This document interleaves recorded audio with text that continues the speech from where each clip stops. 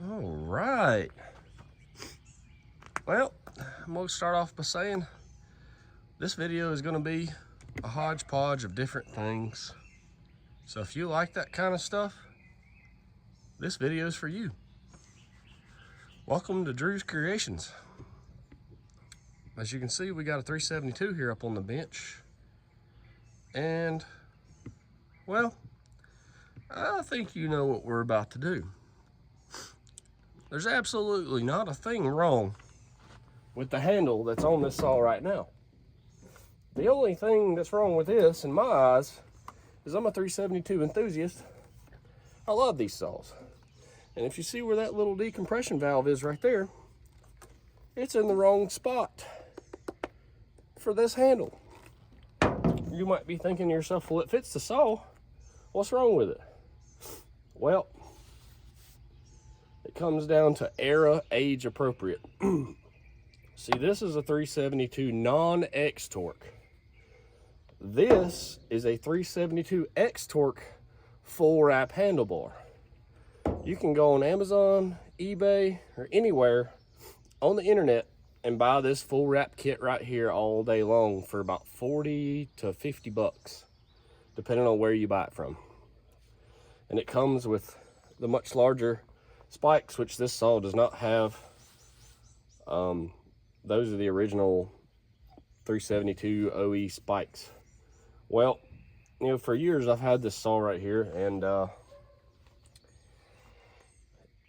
it's had this handle on it. I've been fine with it. I've used it, no complaints. Well, I was scrolling through eBay, and one night, and you know how that goes, and I just happened to find this beauty right here.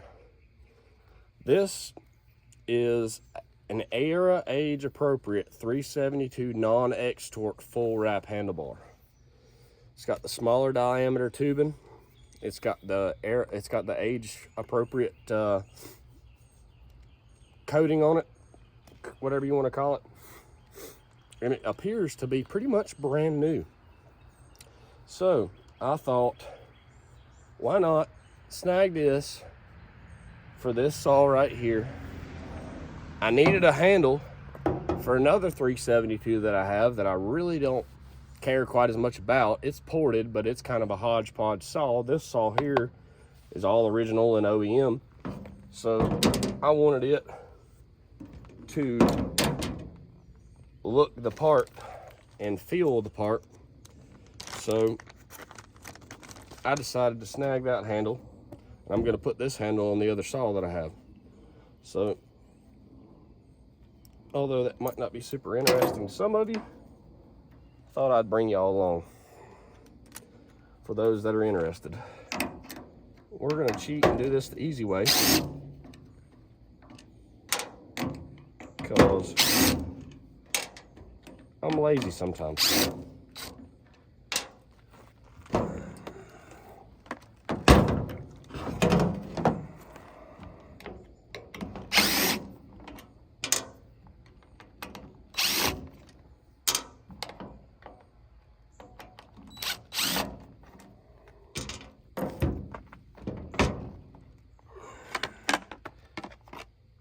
Voila, handle off.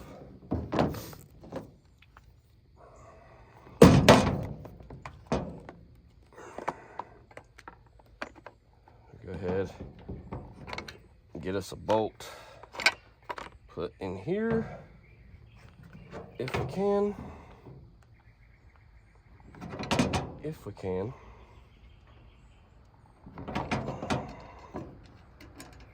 This is the hard part sometimes, is to get these things to sit like you want for just a minute, at least till you get one or two bolts started, and then you're in the home stretch. That's the hard part sometimes with these things.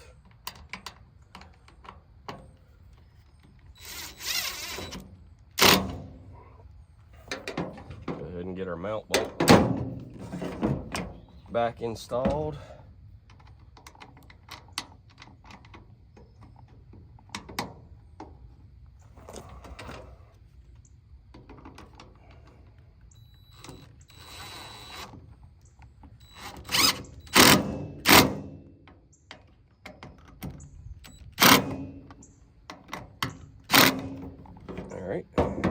can get our bottom bolts see if we can get our bottom bolts in. And all of our bolts are the same length,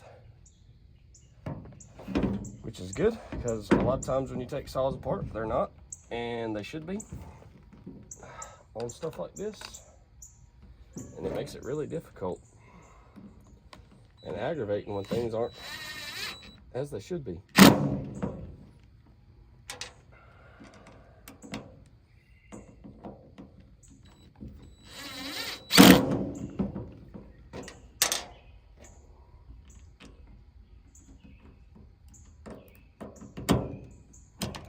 Come on, get in there where you belong.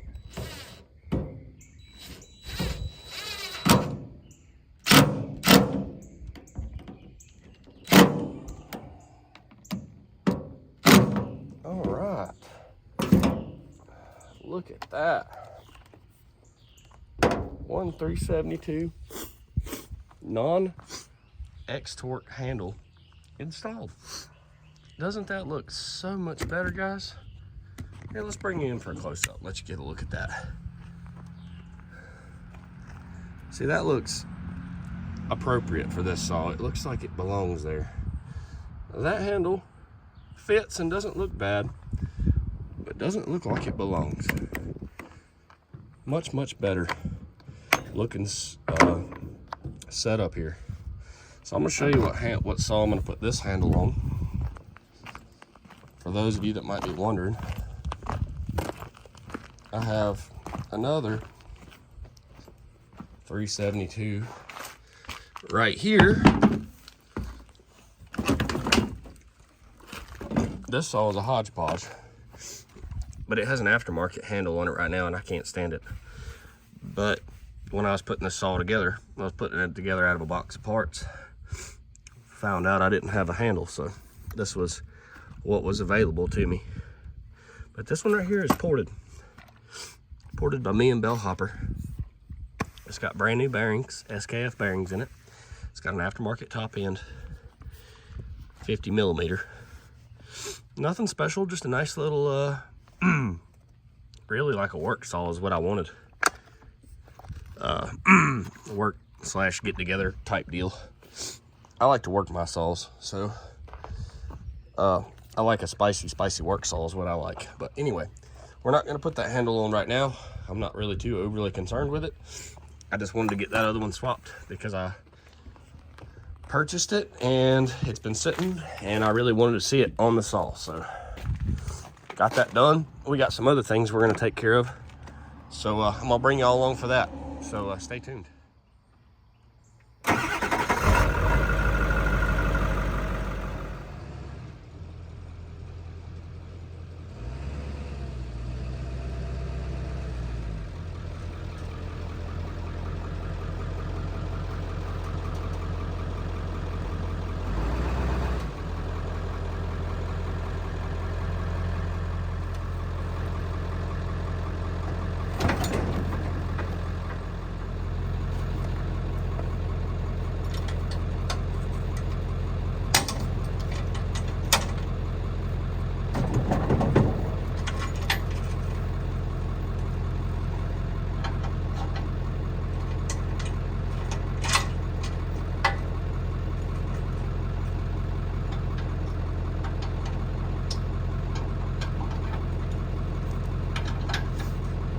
Always cross your chains.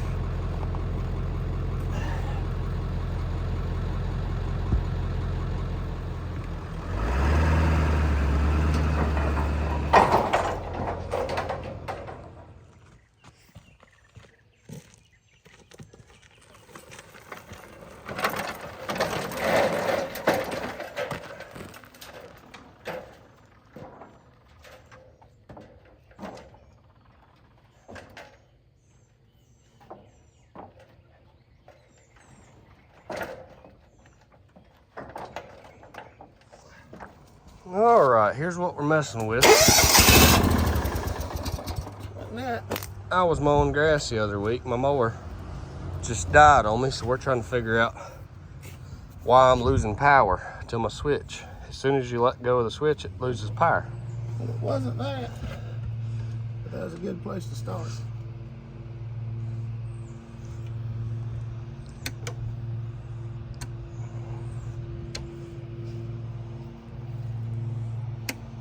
The bad thing is I don't remember this thing needing power to run.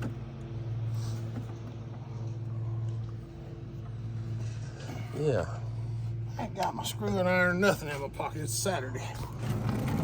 I ain't got mine either. I got my pliers today, but that's all I got. Come on, Cheer.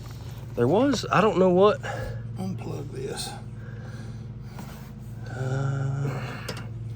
Push, Can't mash it with my do finger. push in on that thing. I know it's got dirt in it. Got a really smoky wire too. Does it? Oh, yeah, it does, don't it?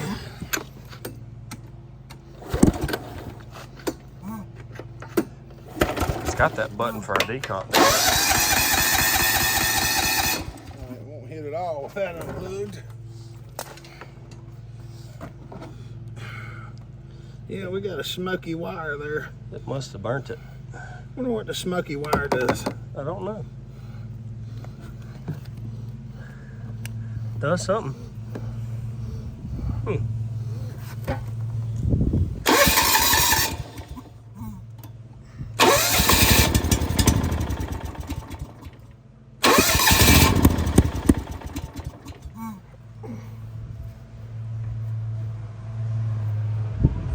But anyway, that's where we're at with it right now. I'll bring y'all back when we figure something out. All right, guys. I said I'd give y'all an update, and here we are the very next day. Got real busy yesterday, and we was kind of rushing things to try to get this thing done, so it's real hard to try to get it filmed and everything. But me and Bellhopper messed around with this thing for probably about 45 minutes or so, maybe a little less than that. And we finally figured out what was going on with this thing while I was losing power at the switch. What would happen is you'd turn it over, and as long as you were cranking it over, it would keep power and the engine would stay running. Well, obviously you can't do that because that's rough on the starter and flywheel and everything else. So I replaced this switch here myself because I happen to have a new one. When I bought this thing, it came with a box full of parts, and it just happened to have a brand new switch in there. So I went ahead and replaced it and everything beforehand, because the old one was a little crusty. It still works. I'm probably going to hang on to it for a spare, but it's got a new one in it now. But that wasn't the problem. The problem ended up being down here. Without looking at the wiring diagram, I do have schematics and everything, because I've got a bunch of literature on this mower that came with it, and a bunch of books that's got to do with all the history and maintenance and stuff on this mower. And this plug-in right here is the main plug-in to the engine. It's like the engine harness right here. This wire right here, I don't know if y'all can see it. That wire right there that's cut ended up being the culprit. We unplugged this and found that wire was melted for whatever reason. And like I said, without looking at the wiring diagram, I can't tell you exactly what that wire does. So if anybody knows, y'all can put it in the comments. That'd be appreciated. But yeah, that wire there ended up being the culprit. So me and Bellhopper just clipped it and separated it from the plug-in and just put a spade terminal and heat shrinked it, so that way hopefully it'll seal. We just ended up separating that wire there, and yeah, she's doing great now. That this thing's been when you'd go to turn it over, it was clicking like the solenoid was clicking and stuff. Anyway, and that's what made me replace the switch, was because this thing kept clicking. So I was thinking, it wasn't making the best connection on that part of things. but that turns out to not be the problem. That wire was slowly burning itself out and losing connection. It wasn't allowing enough connections, so that's why I'd been clicking for however long, and the guy I got it from said it had been doing that too. So yeah, it finally burned itself out, and when it did, I was in the middle of mowing and the machine just died. So we had to get her fixed because we needed to keep the grass cut around here. Yep, we got this thing going. I gotta clean it up some, do a little painting on it. But since I've had it, I put a new mowing deck belt on it. It's only had a couple mows on it, so it's still brand new. It's got rust on it from being in them rusty old pulleys, because this thing was sitting for, the guy I got it from said it had been sitting for like 2 years. But yeah, so new belt, and I had to take the carburetor off right after I got it too, because somebody had went through there and replaced the needle and seat and put a new bowl gasket in it, and they didn't get the bowl gasket in there straight. So the bowl gasket was crooked and pinched between the bowl and the carburetor, and it was leaking real bad, to the point where honestly it was a hazard. It was going to cause a fire and wasn't fit to use, and it's in that condition. So I wound up pulling that off and checking it out, and it actually ended up being clean, and I fixed the bowl gasket and everything, and she's been solid. It ain't been leaking. But this is a GX1320 is the model on this machine. It's got a 14 horsepower Kawasaki engine on it, Kawasaki K series. They don't make engines quite like that anymore. Most of their stuff now is all V-twin, big stuff, but that 14 horse seems to pull this machine quite well. It's got a 48-inch deck on it, and it's commercial. This is a commercial machine, so it does real well around here. The yard's mowed right now. Don't really have much grass, but didn't mow out by the ditches, so I'm gonna get y'all set up on the tripod to finish this video out. We're gonna do just a little bit of mowing with it. It might be a little noisy. I don't know how well it's gonna be because it's out by the road, but get y'all set up on the tripod, and we're gonna do just a little bit of mowing with this thing, let y'all see it in action. And that's gonna finish out our video. All right, I don't know how much y'all be able to see, but we're gonna try to get a little snapshot of mowing this little section here in the ditch. It's just a couple little passes here, so it won't be a whole lot, but y'all get the point.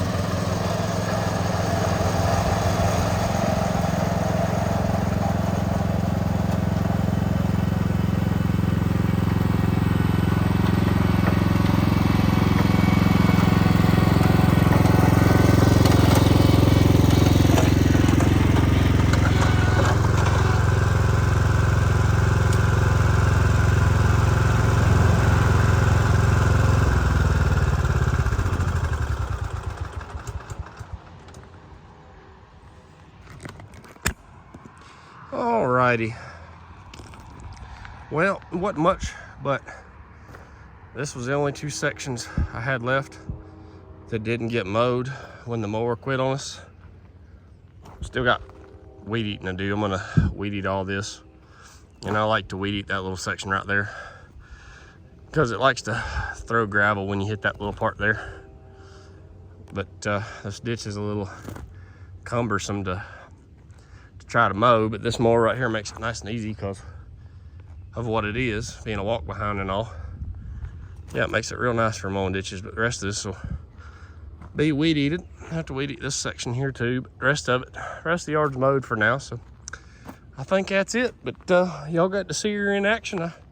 I did put the belt guards back on, trying to make sure they're not rubbing or nothing, because those things are a little bit of a pain to try to get situated. If y'all have ever messed with anything like that before, they're not the easiest thing in the world. But yeah, the old John Deere is back in action, so I'm glad to have it back. She's a low hour unit too, at only 436 hours, if y'all happen to notice that. The hour meter does work. I think we're gonna polish this thing up here before long and get it sent down the road and maybe try to snag on another mower. I don't know yet. But I snagged this whole thing up to try to find it a new home, because that's what I like to do. I do this at least once or twice a year. I'll snag an old mower up off the marketplace and do some polishing on it and send it down the road to somebody who likes it more than I do. But anyway, I appreciate y'all watching, and I know this wasn't the best video in the world, but you know, y'all always say show you what I'm doing. This is what I've been up to, so appreciate y'all watching. Thanks, and we'll catch you on the next one. Drew's Creations out.